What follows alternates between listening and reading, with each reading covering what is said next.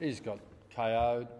They did the concussion test. I thought he was getting right to come back on, then he vomited, and then so he's no good, so we just binned him. And then Michael Johnson had an ankle, not serious, and so we binned him as well. And unfortunately, he had the sub, but at half time, your emergencies this week were subs, so you can just see the challenges of the game and how quickly it sort of threw us into turmoil. Two backmen going down for a little bit there, but then we recovered and it gave some people some opportunity, so it was really good. Yeah, and I think if you're going to ask questions about are they back or not, I've just put it in context. They've got 2 weeks, and on the surface they're minor, and they should be available for selection. That end of the game there was quite intense, and when the siren went, there was a few blokes hit the ground.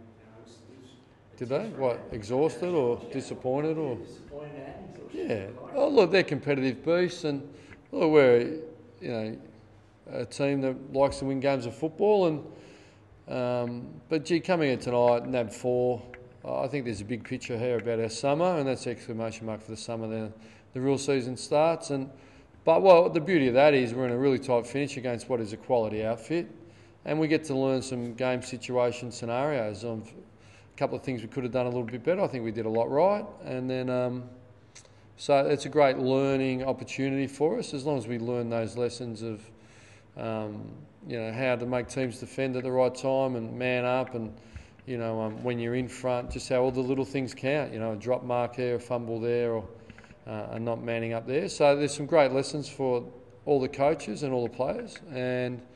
But coming here tonight to have a fair amount of opportunity to score and defend really well, and I thought our ability to compete. And I think what can't be lost there, Hawthorn were off 6 days break, which is a challenge, and we're off 2 6-day breaks in pre-season, coming off just 2 subs, 2 interchanges and 1 sub. So after travelling down to Victor Harbour, 8 hours of sub, which is okay normally, but on the back of pre-season, 2 interchange,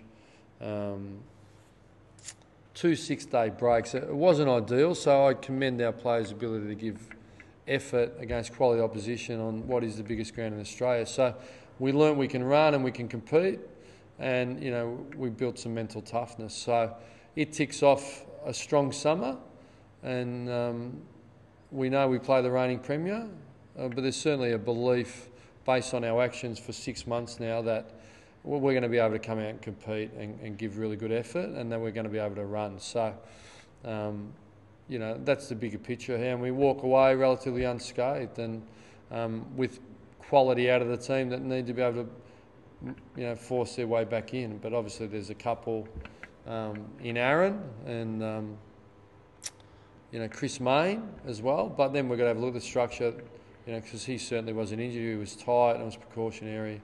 And Michael Barlow's training really well, and then we minted Nick Subin as well. So there's a little bit around the edges.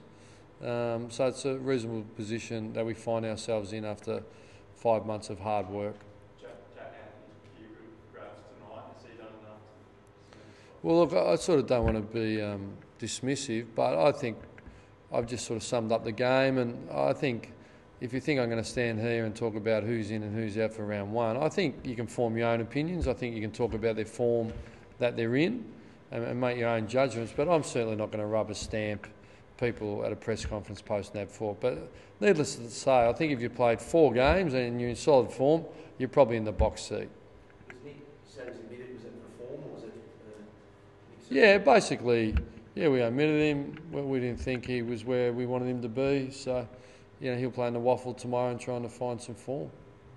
Without rubber stamping, Jack, are you pleased to see him get on the scoreboard, though his effort's been pretty good for 3 or 4 weeks, but to actually kick a couple of goals and really look like a scoring threat? Look, it's always nice, but at the end of the day, forwards have 2 jobs: to see goals are kicked and kicking themselves. So he hadn't been kicking that many, but he's certainly seen some goals kicked, and tonight he's done both. So that's what we measure him on, and their teamwork and teamsmanship and effort. And I think he's reflective of a lot of the group. Had good summers, but at the end of the day, it's not the real McCoy here, is it? So we've got a massive challenge. It's season 2012, and it starts with the Geelong Football Club. Just on Tendai, what did you make of his summer and his game tonight? He seemed to be a real standout. Yeah, look, I'm not going to go through the whole lot, to be fair. I don't think I need to do that. I think he's one of many. I think I've given you a broad-based summary, unless you'd like me to go through the 22. I think Tendai's really solid, and clearly there's blokes that were a part of the 22 last year that have had good summers, and I think Tendai sits in that category. You know, he ran and worked really well, but you know, I think it's not realistic to think I'm going to stand there and go through the 22. Ross, do you plan to play Alex Sylvain in the Waffle between now and round one? Well, he rolled his ankle last week. I think you'd be aware of that. Yeah. So I think we reported that. He rolled his ankle. I might be wrong. And when he gets right, yeah, he was really disappointed because obviously there was an opening for him to play this week and he would have been in, but Anthony Grover came in and did quite well. And so Alex, because of the rolled ankle, misses, and so obviously he'll have to play in the Waffle next week, which is a great opportunity for him.